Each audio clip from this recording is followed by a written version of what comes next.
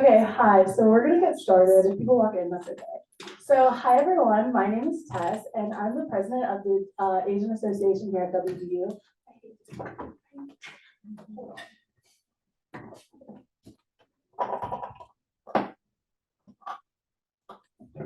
Okay.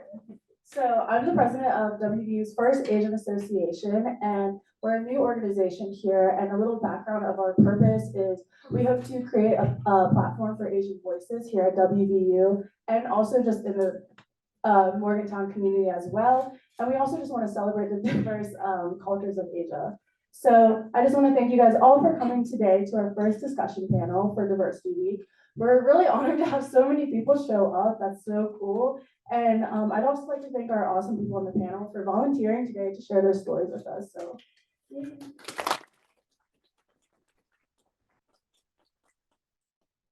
Okay, so the topic we're discussing today is one that not many people may be aware of, just because it's about the lived Asian experiences here in Appalachia.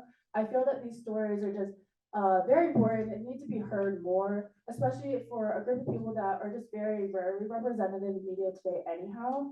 So each panelist here today can bring a unique perspective that will allow us to further understand this topic. So without further ado, if everyone on the panel would like to introduce themselves, we can start with Malin. Hey Spot, I'm Malin Sather. I'm Vice President of Asian Association here, and I wanted to speak on the panel because, funny enough, Asians are everywhere, and I'm one of them that grew up in Appalachia, so I said, I feel like I have a good understanding of what's happening. Yeah. Hi, my name is Nicholas Palmer. I'm a major psychology major with a minor in economics. I'm from Clarksburg, it's like 45 minutes south from here, and I'm just a member, but share my input. I'm Linda. I'm a senior majoring in immunology and medical microbiology. I've grown up here, so I thought this club was really cool, and I thought this panel especially, it needed to happen, I think, especially at WVU, a predominantly white institution. All right, so I'm Samantha Mariano. I'm an engineering major here at WVU. You may have seen me previously featured in a lot of women in STEM talks. So this is actually my first time I get to touch a little more on my Asian identity, which is great. I'm actually an out-of-state student, so I did not grow up in West Virginia, but I did grow up in a very rural area that was very similar to Appalachia. So. Hi, my name is Kian, and I just say that I just wanted to come here as an opportunity to talk about growing up queer in Appalachia.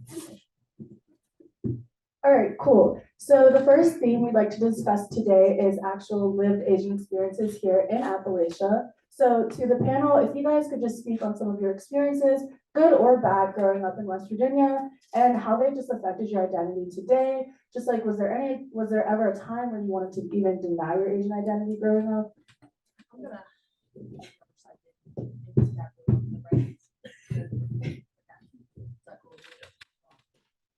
so I've grown up in West Virginia. Let's see, I'm 20. That's 18 years. I would say 2 years in China, and then I was adopted. I came here. Obviously, we're all going to have good and bad experiences growing up, and I have both. I think West Virginia is a wonderful place where you really do meet great, kind-hearted people. And on the other flip side of that, you also get divides. I've had some really crazy experiences, racist ones, and it happens everywhere, obviously. And I've also had some here in the university. Of course, we can't always stop these things, but they happen, right? But I would say, when we created Tess and I and Linda and all of us, when we decided to make this organization, I think this is one of the great things about growing up here and finding others like us. We are a minority, but we are together. And Morgantown does have like the largest population of Asian Americans like in the state. Isn't that crazy, y'all? But there are flip sides, there are good sides, but overall, I would never change my experience because I love this state. I do love the people here. There are some downsides, but there are also a lot of great upsides. So growing up in Clarksburg, it was like a predominantly white community, and I was born in Saigon, but I was also adopted. So I was raised with a white family.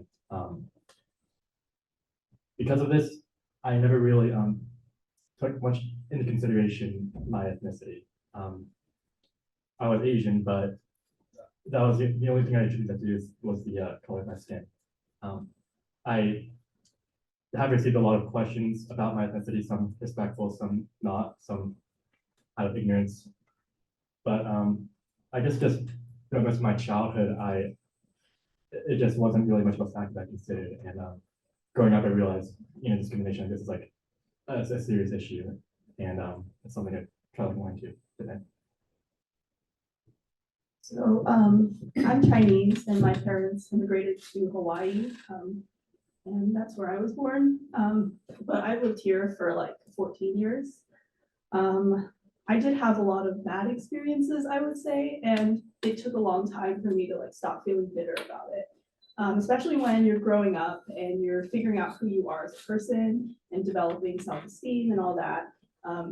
Being different from like what's considered beautiful or the norm, like especially in West Virginia, I would hear classmates, talking about it, making lists of like cute people at school, and it was all like blonde hair, blue eyes, and I was like, I can't be that, It definitely impacts how you view yourself, and yeah, so that's the downside. I will say, like my brother lives in California, and I visit him a lot, and obviously it's very different out there.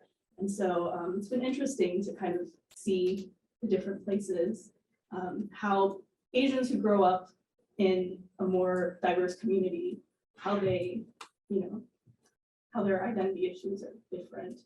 There's not as many. So. All right, so keep up with me here. So my mom immigrated here back in early 2001, about 6 months before I was born. She was originally going to end up in Texas with an aunt who was already there in the 90s. We didn't have a lot of family members who ended up coming in, but I did have my grandparents who were already settled in Maryland during that time. And they found out that my mom was trying to get into the US. So they took her in. I was born, so I've been here for my whole life, pretty much. So I was born in the US. And what my grandma did, and since she's been here since the 60s, she pretty much started this Filipino community that was within like our county. So she started a lot of stuff that was over there, and that included like Filipino communities. So that was pretty much my safe space. Like everybody was who was there really helped raise me and visit me and like see me every so often, as like my mom was trying to get back up on her feet here in the United States. So I did get immersed in that culture. And then we also had like the fact that even though we had this community, it still was very predominantly white. So it wasn't necessarily like we had to hide that, but definitely since I was like the only non-white person coming into a private school that I was sent to, it was very hard to balance like that identity like that I have at home and with this family that I have there versus like being at school, having to bring in peanut butter sandwiches because like ramen like smells bad or something, according to 5-year-olds. So like balancing having to learn like which language to use at home, which language to use in school, having to learn 2 languages at once. That was a very crazy like experience growing up, trying to just balance the two, because like they were both very separate identities growing up. And having to grow up in that and like, coming up later on, that was just really difficult to just like have that come together a little bit better. Like other members on this panel, I was also adopted. I was adopted from South Korea as a baby, and my adoptive parents are both white.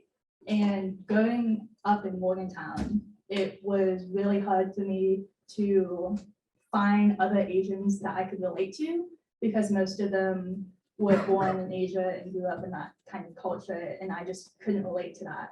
And then also the people around me were white, and sometimes I just didn't feel accepted. And during like growing up, I think a lot of the time I did want to deny my Asian identity, because growing up in like Morgantown, I really identified with like other people around me except for my skin color. And growing up, I used to really just want to be white, and I didn't understand why being Asian made it harder for me to relate to others or to be accepted and things like that.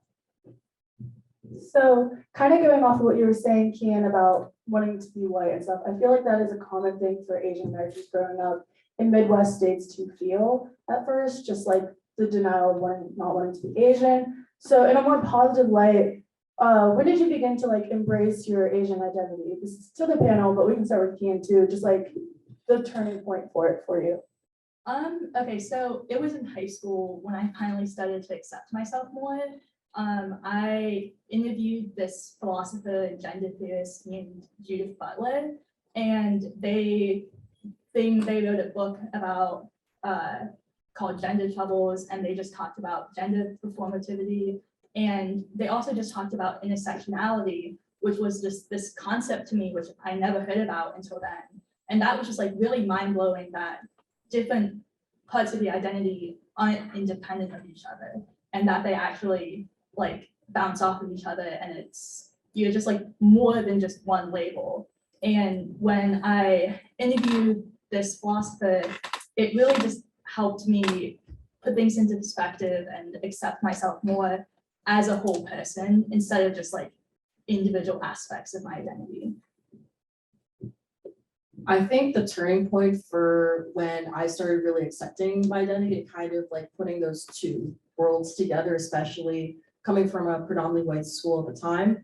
It would probably be around like beginning of middle school. They had this Christmas Around the World project, and we had to like pick a country and then like bring something in like that's respected of that country. So when my mom heard about it, she's like, this is your chance. Like you can do the Philippines. And I'm here like, okay, sure.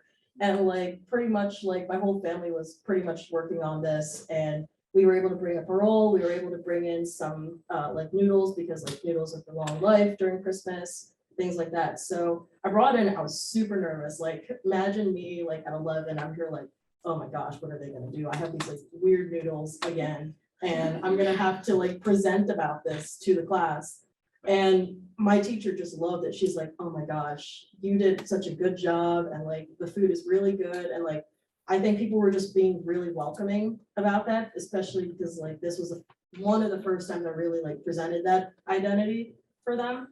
So yeah, that was probably like, yeah, this is pretty cool. Like I can actually share this to like more than just being in this little group that I have outside of school. I think for me, it was really late. It was like after high school, which is really sad, honestly. But I went to visit my brother for the first time, and you know, he showed me around like Korean barbecue, hot pot, dim sum, like all the great restaurants. And we went to this night market, and it was modeled off like night markets in Asia. So like just food stalls, and it was so cool. It was like more Asian people than I've ever seen in my life, you know, since I've grown up here. And I felt like part of the crowd. I was like, this is cool, you know, I'm one of them. And I had to struggle for a while because I was like bitter because I'd never had that before. And it was only in college that I'd experienced that.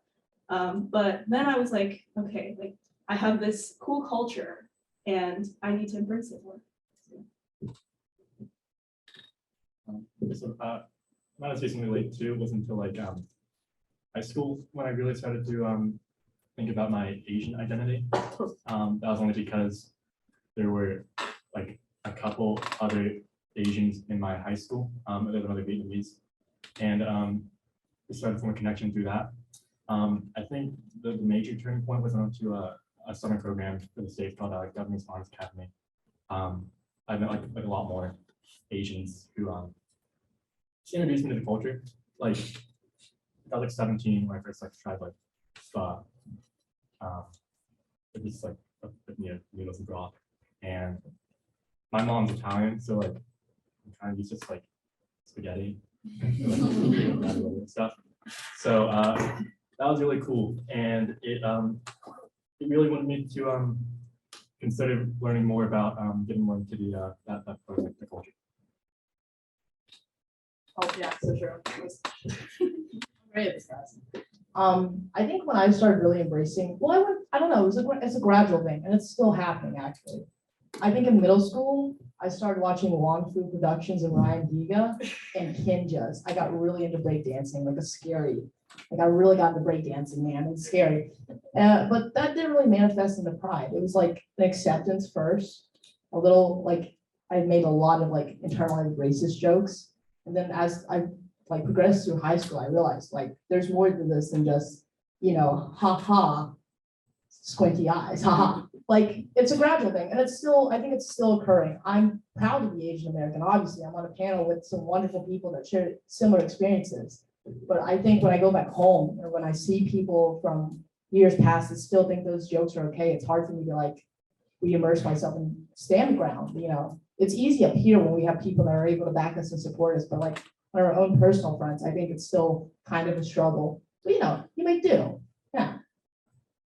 All right, so moving to the topics of race and stereotypes, I just feel like growing up here in West Virginia, when you're not the majority, it can be like a little scary to talk about these matters with your peers.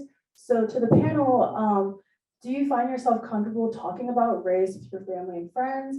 And why or why not? And if you do feel comfortable, was there ever a point where you just weren't comfortable bringing this stuff up? Whoever wants to start. Honestly, absolutely not. It was one of those things that is just like, yeah, we're Asian and pretty much stops at that. But like when we're like, my family is very like proud of the fact that we've made this life here in America and we've like gotten, we've gotten to where we are now. Like, I don't have to share a room with my mom anymore. I don't have to like, be with my grandparents all the time because I have to go to school, and I can get to those extracurriculars and pay for those, all on my own too. So it's just one of those things that like, it's not comfortable. It's like, you're asking for help because you're Asian. Why would you do that? Like, that's just asking, like, that's charity work. Like, we're the ones who give, not the one, we are not the ones who receive. So that was very much the attitude in my family. And that's like, one of the reasons I haven't really spoken out about, this part of my life until now is just, we don't want to because we want to do it ourselves and we want to be proud of the fact that we've made it that far. So it's not that we don't want it. It's just a matter of we don't want to seem weak in that sense. So no, it hasn't really come up as a topic as like part of our identities. It's just, that was how it was for years and years. And we're slowly getting to the fact like, hey, it's okay. Like, we don't have to be, not shameful, but just, it's not a sign of weakness to use that or just like talk about that. I got it. I'd say as far as friends, I make my friends. I choose my friends. I'm not going to be friends with someone that doesn't want to accept me, right? So as far as friends, of course, I'm going to talk to them about race. That's a part of me that they should be willing to accept, especially if I chose them to be friends. Family is a different story, right? Our families are our people that socialize us. And I didn't realize until about college that my family had raised me to be white. And so now when I go back home, race is such an incredibly convoluted topic, especially for example, last time I went home, I had a family member tell me, well, Asian people want to be oppressed. You guys aren't actually oppressed. You guys are in the upper echelons of society or whatever. And it's topics like that make it really hard to talk about with my family, right? Because they are all white. And even though they have children of color, they still haven't been able to process the fact that we are different, that we face different adversities, right? And I think that's a big thing about being adopted, especially a very conservative, rural, white family. It makes it a lot harder to talk about race. But I still try and make an effort. It's not great, but I still try and make an effort, right? Yeah, just to expand on that, I definitely face the same issues. I guess I consider my family, I don't know, giving it making it an issue is just not. They try to not seeing it as an issue. I remember having a conversation with my mom talking about how she told me I wasn't Asian or Italian, and I'm kind of both. And it's look at me.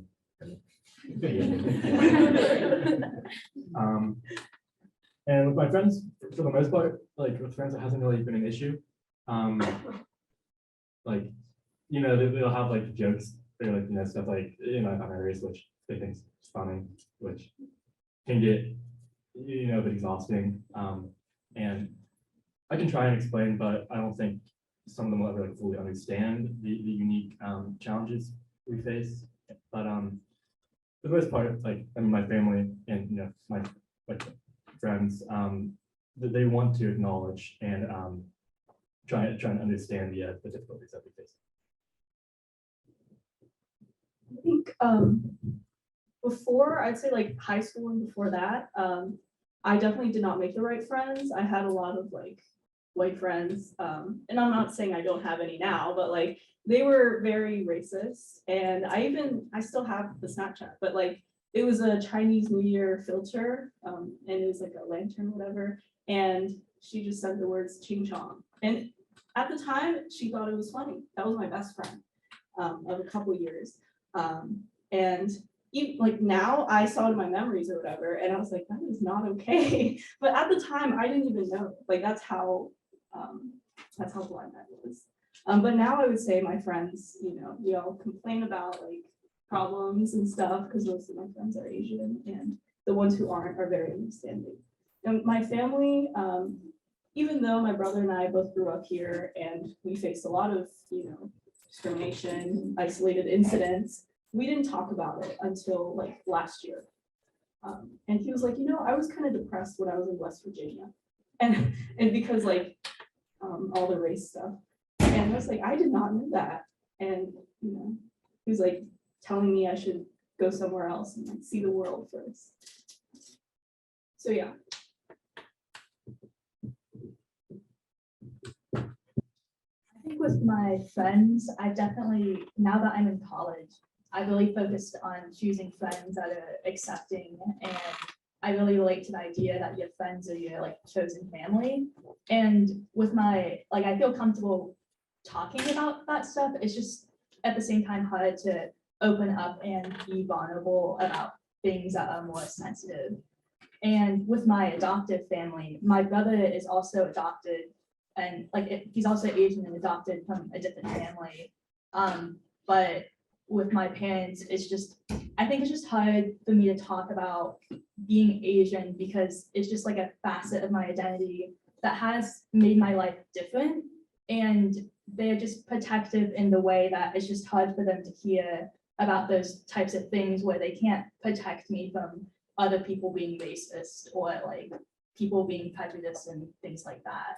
I think in general, I am working on being more vulnerable with my parents and my friends, and having panels like this is just like a helpful way to like open up to it.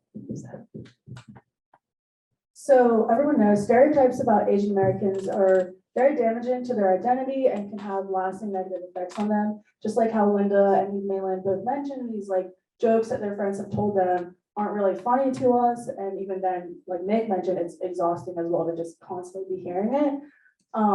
So how can these stereotypes, or how have these stereotypes impacted you throughout your life? Do you like think it's had lasting effects on your mental health or just your like overall thinking?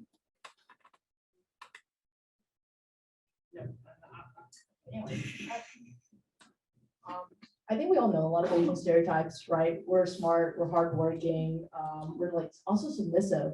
Submissive is like a new. Also, wait, hold on, real back. Keenan said she interviewed Judah freaking Butler. That's a flex. That is such a flex, people. Yeah, Keenan, get it. But no, like all these, and everyone loves to be like model minority. Like what a great, like the right especially love to use this as like, well, Asian Americans did it, so why can't these other groups? We're used as pawns a lot of the times in these political discussions to put down other minority groups. That in itself is exhausting. But the other flip side of that is, I'm not that smart all the time. In high school, people would walk up to me and ask me to tutor them in math, and sometimes as a joke, and then sometimes dead serious. I hate math. I'd rather inhale sand than do math. But like these as far as our identities, like it automatically makes these presumptions for us. We don't get to, prove who we are. People just assume that they already know us, right? I think that's one big thing that stereotypes do against us.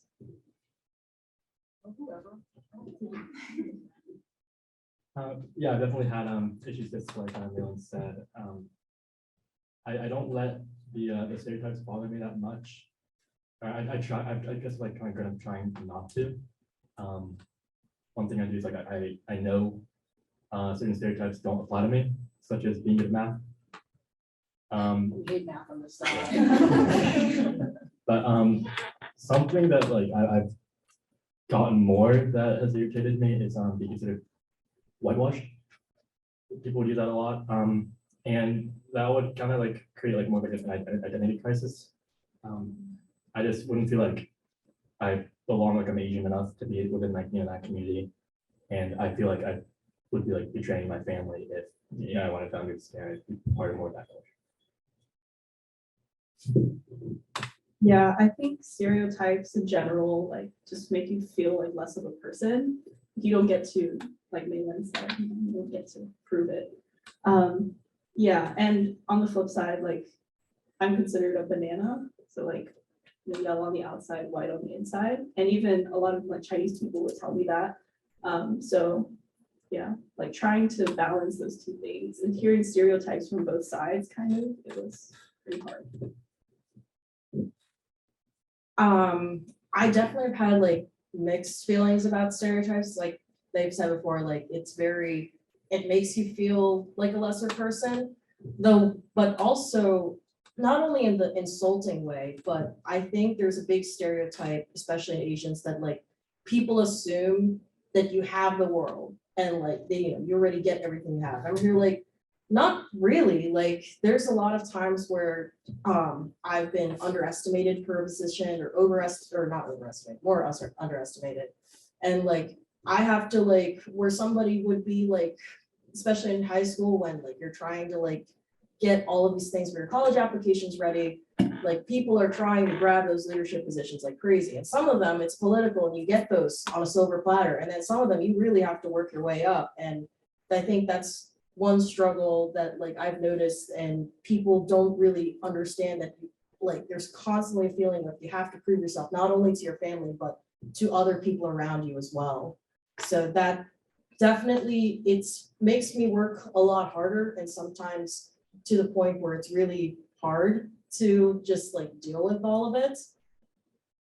So yeah, like stereotypes can have like two opposite ends of the same coin, I guess, or something like that. But yeah, I also noticed it a lot, especially dealing more into like trying to figure out college and like going into this next chapter of my life.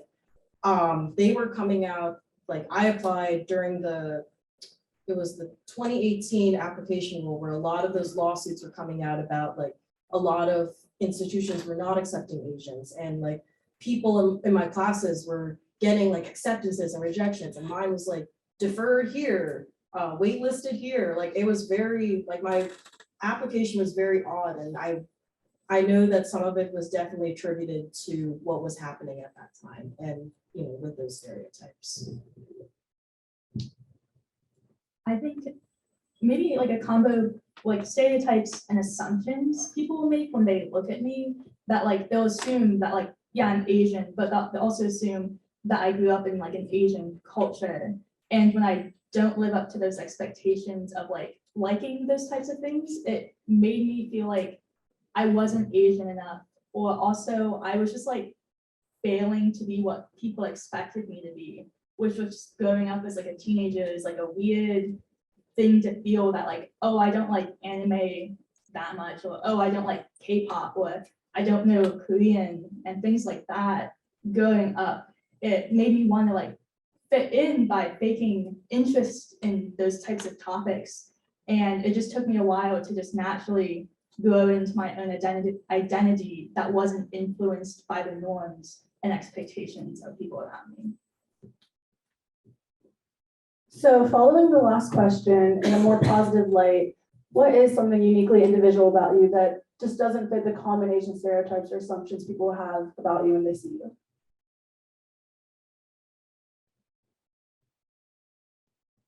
I think I already proved the last one. I hate math. I'll say it again for everyone in the back. I freaking hate math. I also am a great driver. I'm breaking bamboo ceilings, people. I'm just saying. But also, like, I think people look at me, and it's the same thing that Kian said, people assume that I grew up in China or that I'm like hella Chinese. Heck, I'm very Chinese. I don't know where to, but no, I'm like as Appalachian as anyone else that I grew up around, right? I played the banjo, people. I played the banjo. Like I literally said I said the word waller yesterday. I said, why can't I find the definition for waller? Because it's wallow. Like, you know, like I embody as much as Appalachia. And I think that's one thing that people always miss when you first see me, right?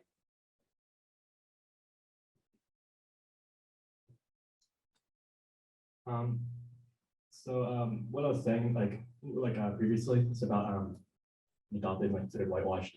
I consider that something unique of myself because I mean it bothered me for a very long time, years, but I've come to realize that it's two sides that I have.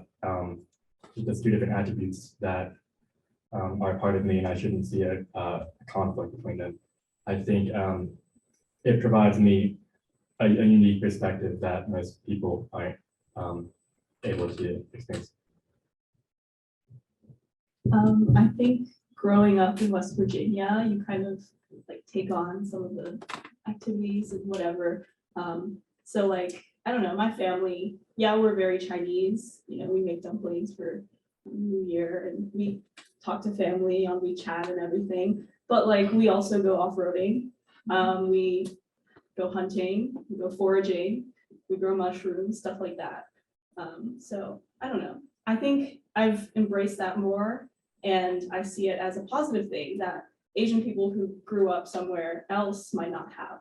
So I'm very proud of it. I had to think about this one for a bit, but I think there's two things. One, I really don't like tapioca pearls, especially in boba. I don't know what it is. I just don't really like it that much.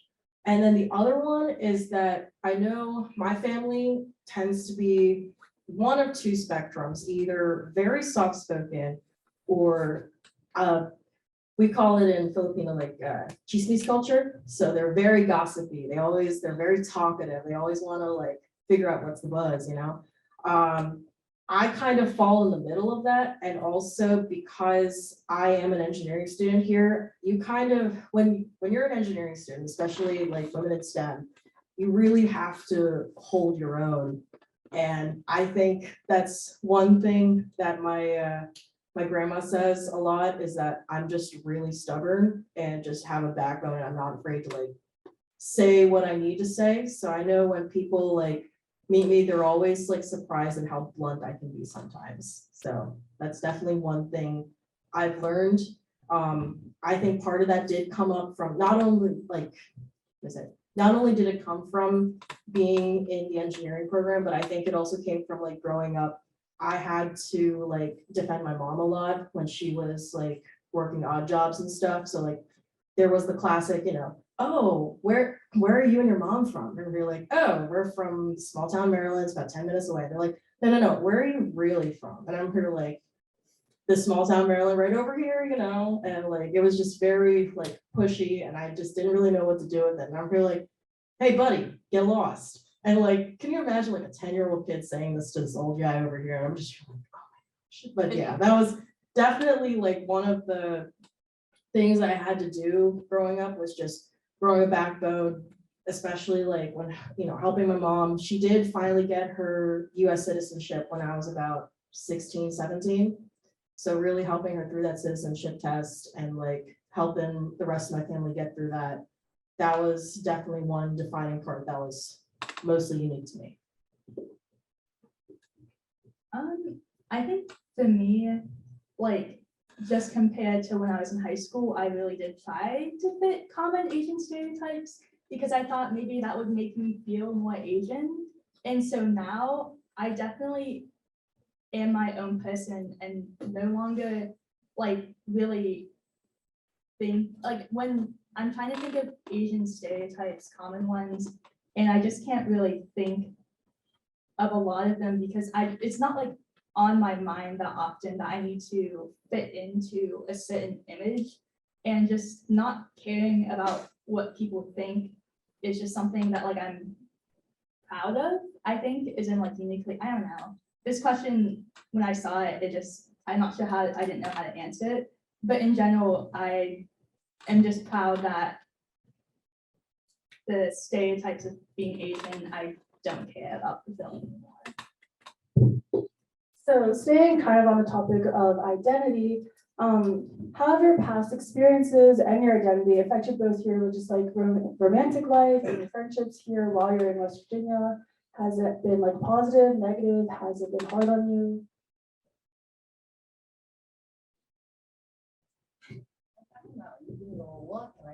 It's really weird.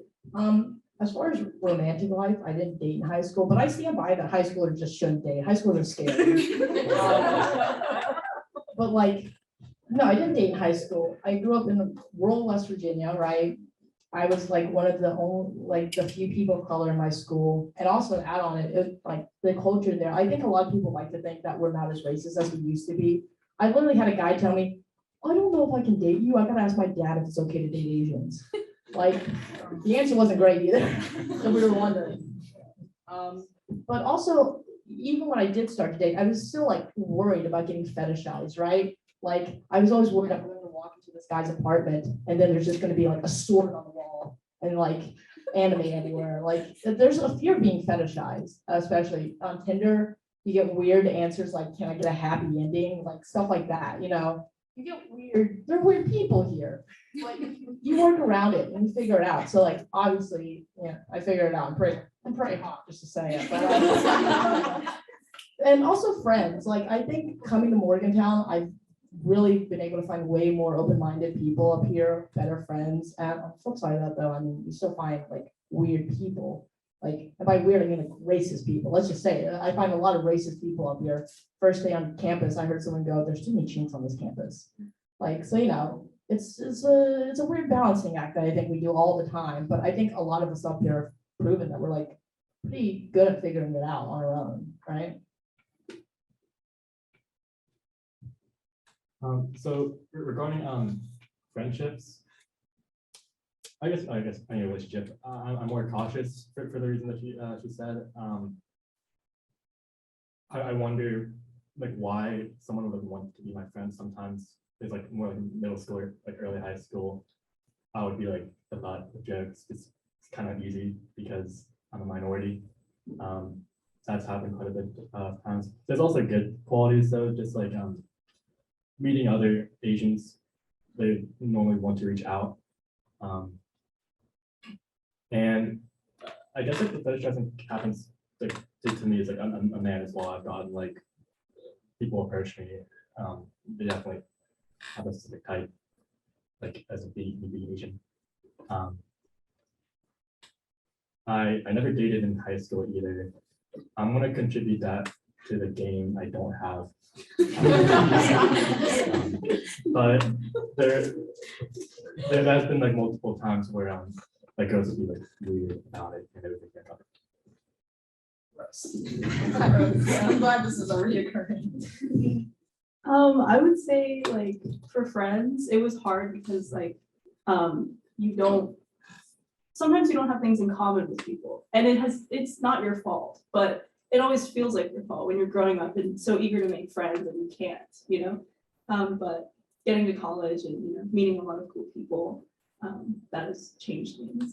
But yeah, and then for romantic relationships, I would say fetishization is really real. I'm ashamed to say I've dated someone like that, but like their mom even told me like, "Oh, you guys would make cute mixed babies," and I was like that's not. It's just ignorance, but like I'm not just a person like that, like I don't know, or more stuff, more than that. But yeah, stuff on Tinder, people just saying stuff for they don't know that it's wrong or that it's actually racist.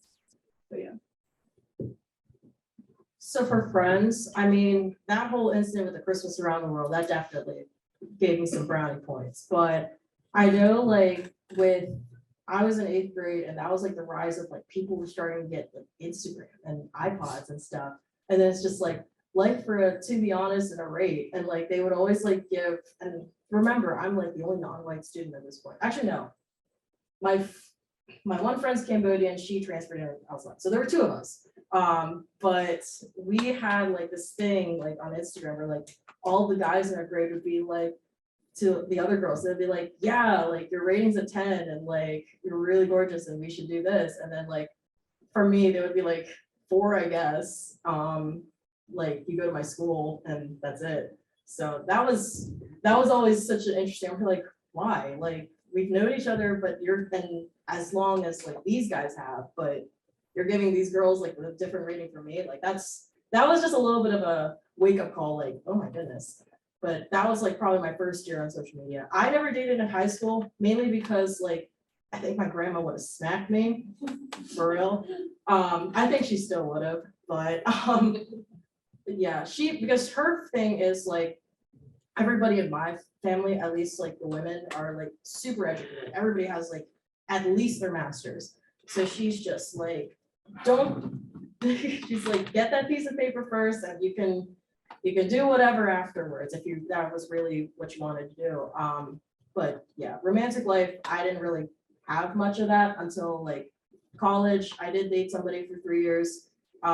We did recently break it off, but like it was on good terms. I think one of the big conflicts that did come up was just family dynamics, because he had a very traditional nuclear family, mom and dad, live in this nice house with like a pond in the back. And like, he was always wondering like, oh, do you want to spend a lot, do you want to spend time here? And I'm like, no, I have to take care of the farmhouse. I have to take care of the animals. And like, I have to take my cousins to and from school, or like somebody in the Filipino community I'm in is like doing this and I have to go to their Christmas program or something. So just trying to balance those family obligations and then also like, I guess, keeping the relationship alive at that time.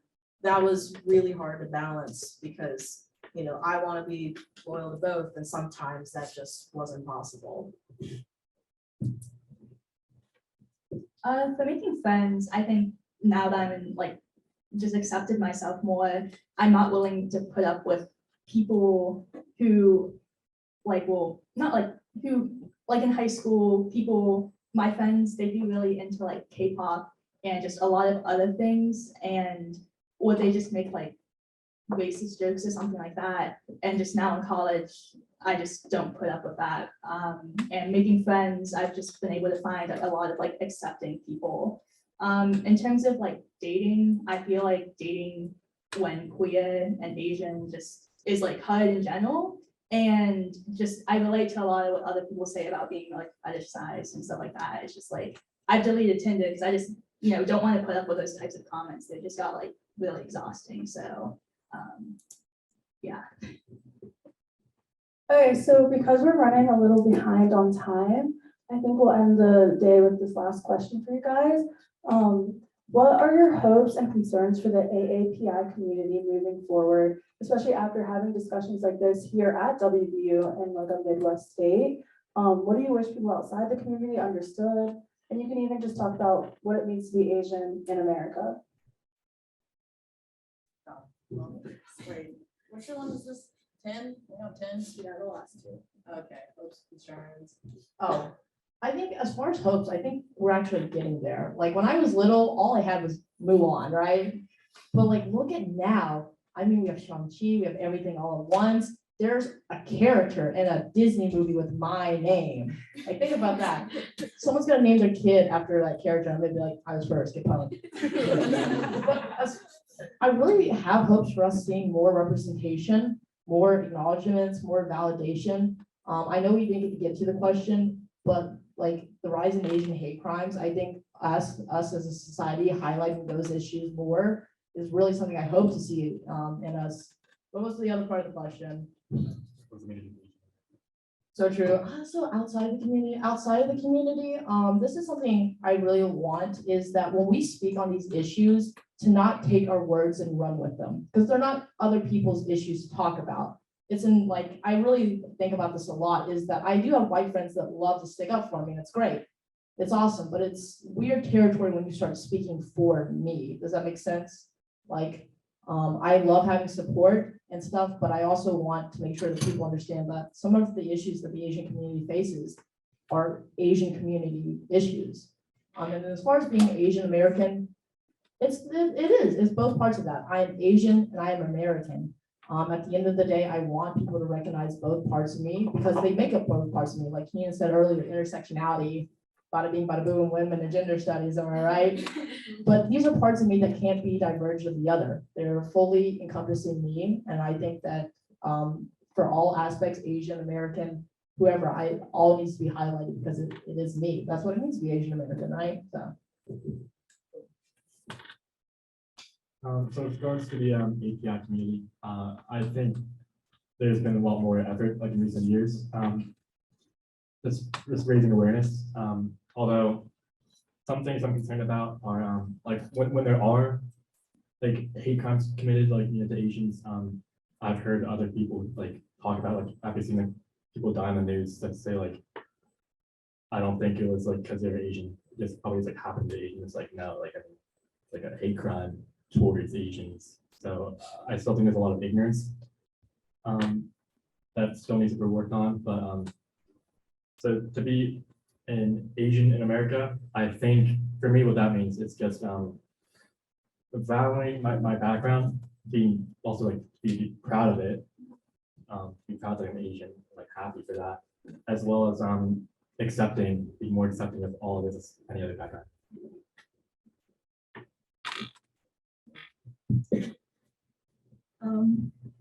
Yeah, I agree with the others. I think awareness is the most important thing now more than ever.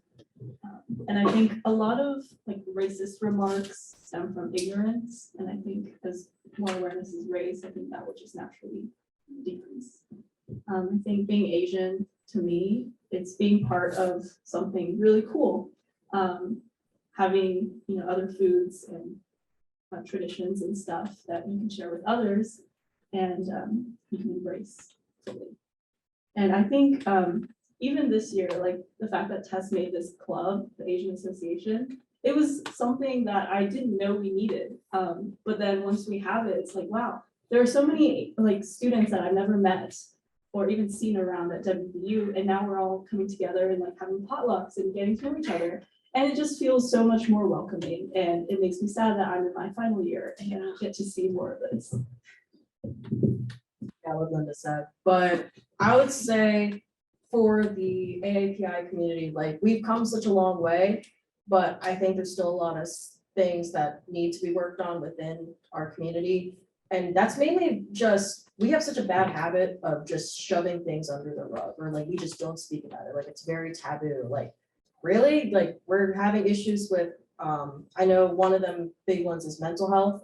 There was actually a really good scene in 13 Reasons Why a few years back where it was near the end of the season and Ross Butler, his character had like a conversation with his Chinese mom about like, how he really wasn't doing okay. And like, he had all these mental health struggles and his mom's like, you're fine. And like, that very much exemplifies the attitude that Asians have towards like mental health. That's just one example of an issue that we have. And that's definitely something that should be highlighted a lot more. I'm glad that there has been a growing, there's been a growing way for people to get support and get that platform to speak about these issues.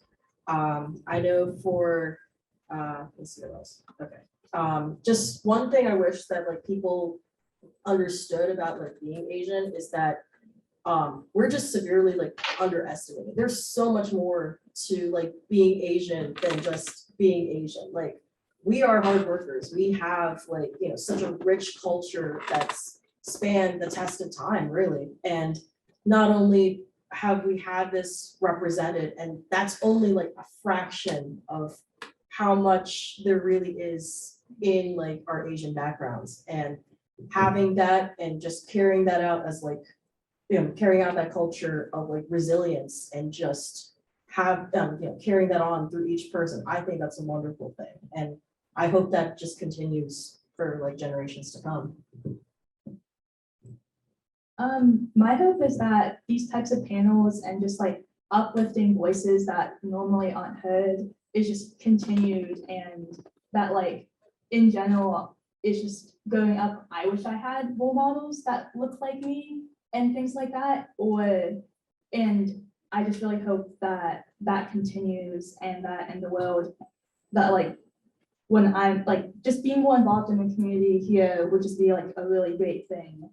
And what it means to be Asian in America, like you said about intersectionality, I love that. It's like a part of my whole identity, which means that it's something I'm proud of. Like, it's something that I've really learned and grown to be proud of and to accept. And that's just what it means to be Asian.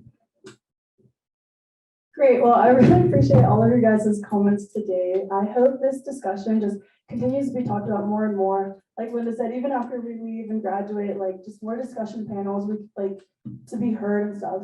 Malin mentioned there's like more Asians in media represented now, but I just feel like still there's so many stories that can be heard, especially ones from here. Growing up in a Midwest state in Appalachia, it just can easily be overlooked and just not, people just don't think of like, oh, I forget, like they just kind of group it all together, like, oh, is this not what you experienced? But it's a little different being here. So for the last 5 minutes, if anyone has any questions for anybody on the panel, you can ask a question. We just ask you stand up and say your name. If there's any questions.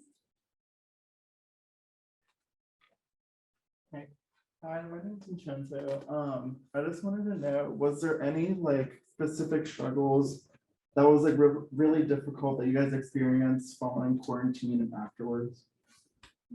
So true.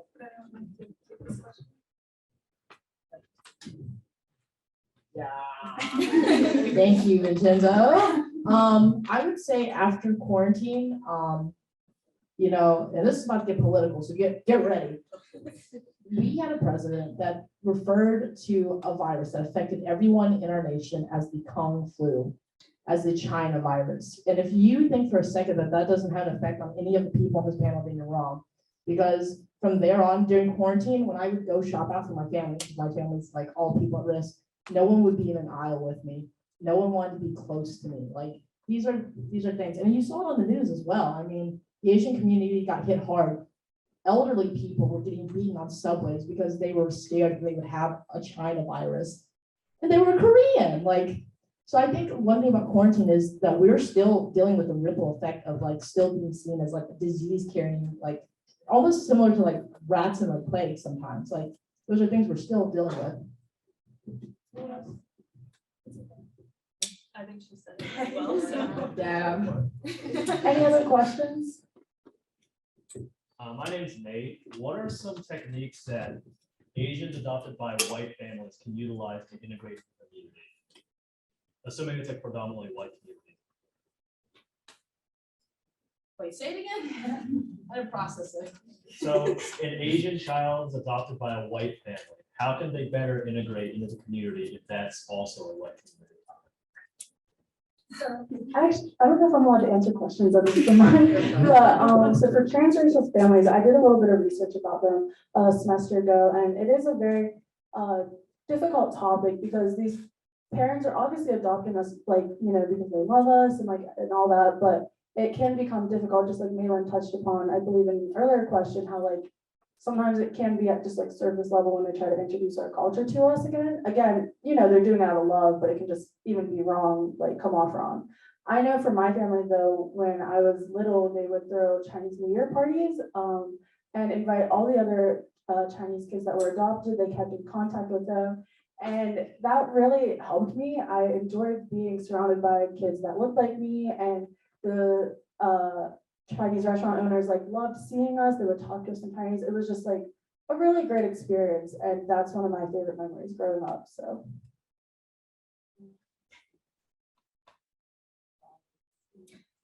any other questions? Yeah. Hi, my name is Matt Shin. I'm a PhD student here in the Communication Studies Department. I just want to say it was really awesome to be here. I'm glad that we're doing this. And I mean, there's days I go around and teach and I don't see another Asian person ever. So I have props to y'all. I do want to see what comes next, what y'all do. Is there some sort of like contact group or contact list? Maybe ways that we could, you know, further along support our Asian community, Asian students here. So that's my questions. Is there anything of that sort or group? Yeah, so that's awesome. So I actually put flyers for our Instagram on the table, or you can just look it up. It's WVU Asian Association on Instagram. We also have a TikTok, and we'd like to make a YouTube just to like promote ourselves a little bit because this is our event. We also want to open up a YouTube account too, just like all the social media platforms, because if you guys don't know, it is Filipino American Heritage Month. Yay! Yep. And so for this month, our Asian Association is already interviewing our Filipino members. And we're doing interviews with them on Instagram, on TikTok, on YouTube. So you can support us there. Or if you DM us and you want to be a part of it, or even just you have an idea, like I said, why we created this was just to give us a place where we can like spotlight us, like, and another Instagram post we did was an alumni, Jade. She did a wonderful interview with Maylin, me, and a few other students talking about the anti-Asian discrimination and racism. And it is on our Instagram if you guys would be interested in watching it. It was for her capstone project. It is amazing, and it kind of talks about topics like these. But yeah, so the best way I feel like is from the Instagram. We also have an email, same thing, just at gmail.com. But we'd be happy to help anyone or let anyone come that wants to support us. So Follow the TikTok. Maylin's in charge of the TikTok. So I am. I'm doing a piece right now for TikTok. I'm in research for it about the Philippines and what it was before colonization. Pretty cray. It's also really hard. Not much history to like find in academic journals. So yeah, we're always open to help if anyone wants to support us. So And we want to hear from our community. yes. We want to hear from Morgantown. If you know people that like we should know about, then we want, we want to be engaged with the professors, whoever PhD students, we want to know about these people and uplift them. Spotlight on anyone. Any other questions? Yeah. Hi, I'm Rachel. I'm a PhD student in the communication department as well and teach some undergrad courses, including gender comm. So I definitely want to talk to you about Judith Butler if you have time after. And I really, your point about not speaking for communities of color for me as a white cisgender woman is very well taken. But in my role as an instructor, I do want, to the best of my ability, be an advocate, ally, and institutional agent for my students and my peers as well. So I guess my question is, what are your suggestions for me as a white woman to walk that line appropriately, but still effectively? Oh, so true. The thing about it is I didn't even realize this was a big issue until I started TAing, and we had covered racial invisibility in one of our classes. And one of the students had written like, well, Asian Americans want to be racially like invisible because they're like some like they would, it's stuff like that. I think, and I gave my students this topic is you can say things, but remember, you also want to back yourself. You want to back it up, right? You want to have someone that has the experience already at the aim. So it's not like, if you get up here and take something that we've said and use it in a classroom, that's not bad, right? Because it's come from us. So I think it's like a credibility thing, right? It's just being mindful of yourself and also being mindful and reminding students that like, it's not like our places to speak for other communities and stuff. So I think just keeping awareness about it and being reflective about it, I think does a lot of work in itself. I agree, sorry. And I also think it's like an attitude thing, because I mean, I've had teachers who really like encourage the class to be racist in middle school and after, but like, it's just like, if they want to tread carefully and approach it like in a delicate way, then that makes all the difference.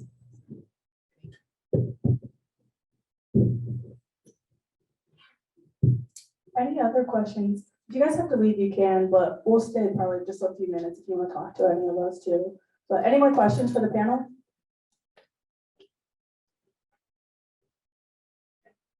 Cool. Well, thank you guys for coming to our first discussion panel. Really well.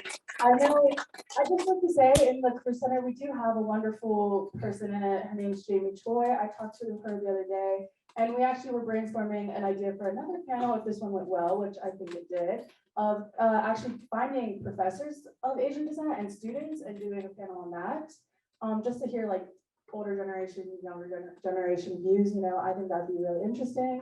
But panels aren't hard to plan, so I kind of like this. I think we can do another one. Maybe more. Thank you.